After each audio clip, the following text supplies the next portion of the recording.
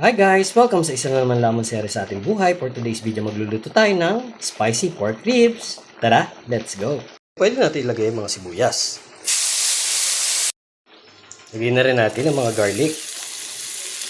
Ngayon, pwede natin ilagay ang ating pork ribs. Mekos-mekos natin. Mekos-mekos na natin, lalagyan na natin ang paminta. Then, maglalagay na tayo ng tomato paste. Tapos, pinakos-mekos ulit natin.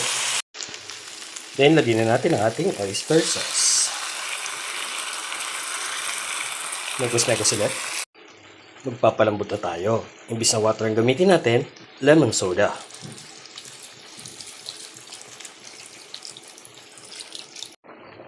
Kumukulo na, maglagay na tayo ng pork cubes. Lagyan na rin tayo ng asin. At additional na sili. Luto na ang ating spicy pork ribs. Kain po tayo. Thank you for watching.